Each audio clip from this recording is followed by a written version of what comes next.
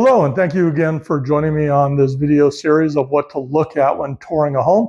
My name is Russell Buroff. I'm with Realty One Group, and we're going to be taking a look today at the overall layout of a home and what's important as you tour through it. So here we go. How a home is laid out is super important. A lot of times you'll walk into a home and think, wow, this home is great. It's everything we wanted. And then once you've moved in, you realize, well, there's some flaws in the way the home was laid out. That affect its livability, and you're not going to be as happy. So you want to check these things out up front. This home that we've been using in our video series, you can see has the family room, dining room, and kitchen all adjacent to one another. I find this to be a very appealing design because somebody in the kitchen can still be having conversations with people in the dining room or in the family room or watching the movie that everybody's enjoying. And the people in the family room can talk with people in the dining room, et cetera, et cetera. So having the openness, I think, is a huge plus. Now, if you're the type that prefers every room to be separate, you're going to want to look at a different style of home, and that's okay. There's nothing wrong with that. A huge thing to look at is where's the bathroom located in relation to the rest of the living area. Now, I've been in homes where the bathroom is right off of a hallway nearby or right next to the kitchen.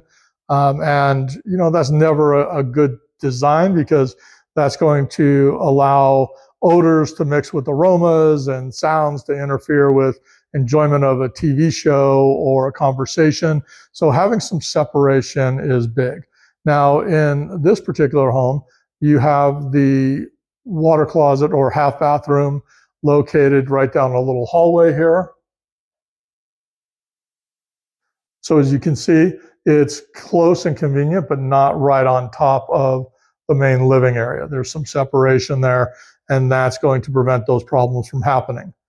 Okay, laundry room located right here, further down the hallway. So if people are doing laundry, or if you're doing laundry, you're not going to have to worry about it interfering with, say, a movie that somebody's watching on TV or conversation that's going on. It's close, it's convenient, but it's also tucked away. This is a very large laundry room. Most laundries aren't this large. This one has quite a bit of cabinets. It has a sink. So, you know, if that's something that's important to you, it's certainly something to look at. This also has upper cabinets. Most homes have a shelf, but these cabinets can be added at any time after you've moved in. If it's not already there, they're sold in most of the big box stores. As we come out of the laundry room, you have your door here to the garage. Always check out the garage, make sure there's no mold or mildew, whether it's 2-car, 3-car, that there's enough space for your car to fit. And then this home has something kind of unique, which is a valet. The valet is a cabinet right here located just off of the entryway into the home from the garage. This is a place where you can set down a purse or groceries. The kids' backpacks can go into the cabinetry underneath it. You can set down the mail as you transition from, you know, your outdoor life into your indoor life. So not every home has something like this, but if you see one that does, this is a huge plus. It's something that certainly enhances the livability of a home. Another thing to look for is a coat closet. This is often something that's overlooked. There are homes that are designed without a coat closet, but you don't know how much you need it or miss it until you've realized you don't have one.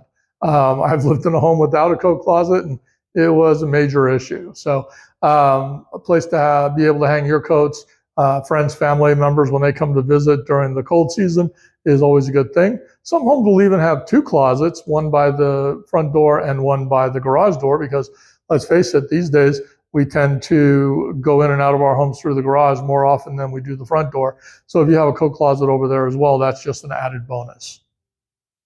As we transition back into the main living area of the home, I'd like to share that this home is what's considered to be a split floor plan design.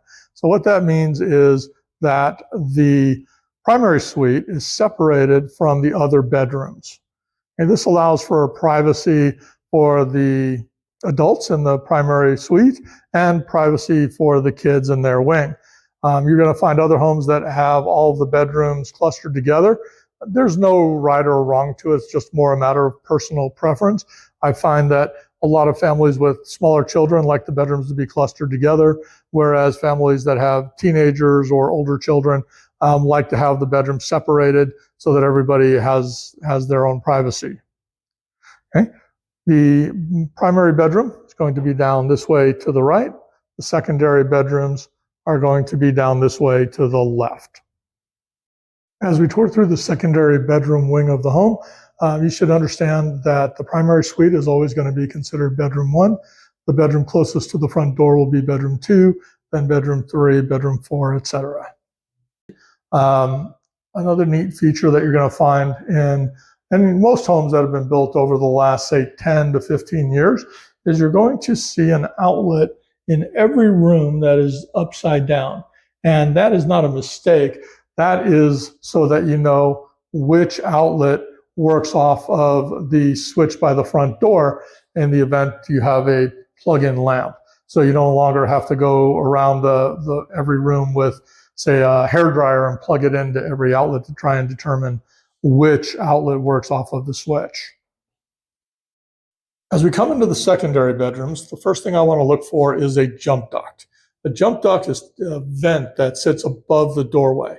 Now, in this particular home, the jump duct is actually in the ceiling, which is even better because it reduces the flow of noise from the room out to the main part of the house. But the primary focus of it is to ensure that air flows between the bedrooms and the main part of the home when the doors are closed. And this helps to keep a stable temperature in all of the rooms. In other words, you don't have one room that is hotter or colder than the other room. And it also equalizes the air pressure so that you don't have that room where the door slams itself closed. The other thing that we're going to look at is the room big enough to accommodate the furniture and the clothing of the person that's going to be residing in it? And now this room, you can see it has a full-size bed. It's got 2 big nightstands over here on the mirror wall. It's got a dresser. Always make sure that you have room for all of the things that the person that's going to be in the room will be needing. And for closets, you're going to find some that have walk-in closets. You'll have others that have a wardrobe-style closet. And in this home, each room is a little bit different. It really doesn't matter so long as there's enough hanging space for their clothes. And if it only has the one rail, like you're seeing in here, just remember closet systems are available for both wardrobe style and walk-in style to increase the amount of rod space for the clothes. The last thing that we want to look at is the yard. Now, for some people, that'll be the first thing that they look at, and that's okay. But you want to make sure the yard is going to be big enough or small enough for what you've envisioned the yard usage is going to be.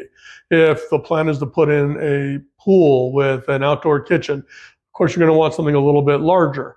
If you are looking at just having a little bit of outdoor space for relaxation, something smaller. There's no right or wrong answer in terms of yard size. It's really just what fits you. Keep in mind, if you're buying a yard because you've got small kids, those kids are closer to the ground than we are. And so they're going to see things much bigger than we see them. So take that into account when looking at overall yard size. Also, if you're buying brand new construction, realize that the builders do not typically install landscape. So that's going to be an added expense that you're going to have within 6 to 12 months after you've closed escrow on the home. That yard will have to be landscaped. And that can be a big expense. So keep that in mind as well. If it's a previously owned home, look at the condition of the yard. Is the landscaping in good shape? Are the plants thriving? How much yard is there? How long is it going to take to maintain that yard week after week, month after month, year after year? Those are all things that you want to look at and make sure that you're ready for that commitment. This backyard is approximately 25 feet deep from the back of the house to the rear wall. As you can see, it's got a small pool. There's a gazebo with some sun tanning areas. On the other side of the yard, there's another gazebo with some outdoor seating, and you can see the outdoor kitchen as well. This lot is approximately 60 feet wide. So as you can see, there's a lot that can be done in even smaller spaces. I've actually seen pools in yards that are as shallow as 15 feet in depth. So there's a lot of things that can be done with even the smallest of yards.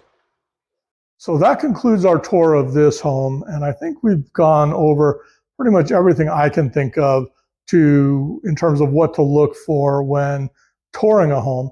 I hope it's been helpful for you, and I hope that if there's anything that I've left out, you'll let me know in the comments, because I would love to make sure that we add that if we do another video like this.